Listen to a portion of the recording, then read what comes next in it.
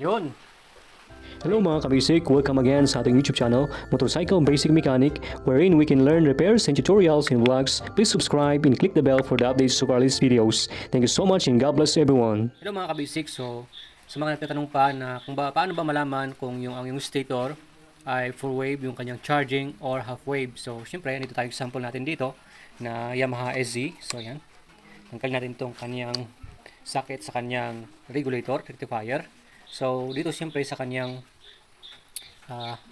wiring, makikita natin dito yung yan. Lawan natin para makita natin. Yan.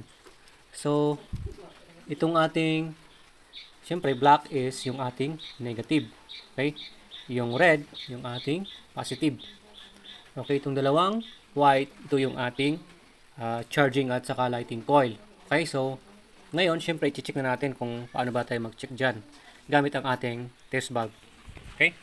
So, una is check na rin natin kung gumagana or maganda ba yung wiring ng ating regulator. Ano? So, ito yung ating test valve. So, ilagay muna natin dito sa negative. O, subukan natin din kung gumagana yung ating test valve natin. Test light. Yun, umiilaw. Good. So, ngayon is, syempre, nilagay natin sa negative to. At check natin tong red. Dapat ito ay iilaw. Okay? Yan. So, usog natin konti. Yan. Yun. So, good yung ating positive. Na ito kasi pumunta sa ating battery dito. Sa positive ng battery natin, doon yan pumunta. Okay? Itong red natin sa ating regulator para i-charge nga yung ating battery. So, good yung ating positive. Yung negative naman, itong black. So, ilagay lang natin yung ating test light. Okay, dito sa positive. Yan. And then, ito, check natin yung black. Okay, yan, sa taas. Yun, oh. So, good. So, good din yung ating ground. Okay, yung black. So, walang problema. So, ngayon, ay next naman is yung dalawa ng white. Titignan natin kung half wave ba ito o full wave. Siyempre, ito ay dalawang white kasi mga iba is white and then yellow yung isa. Magkakaiba kasi dalawang yellow, ganoon minsan. Kaya magkakaiba sa bawat motor. So ngayon, i-check na natin tong ating charging. So ilagay natin tong ating test light, yung ating clip niya sa ground. No, yan. Tapos ilagay natin sa white. Okay, dito. Try natin kung iilaw siya. I-push start natin. Alright.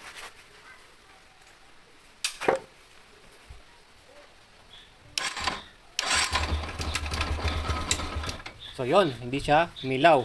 Ibig sabihin is hindi siya konektado sa ground. Yung isa naman, okay, isang white.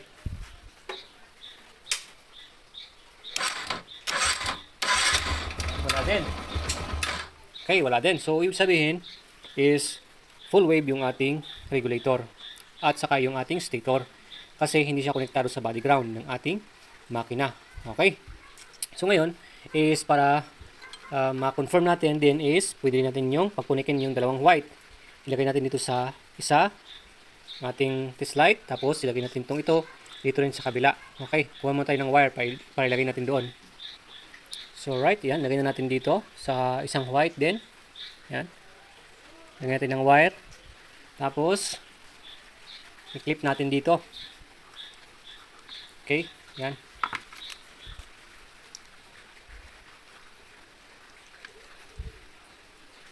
Yan, suppose white.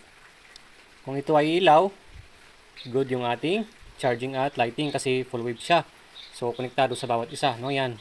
Okay? Yan. Okay, crank natin.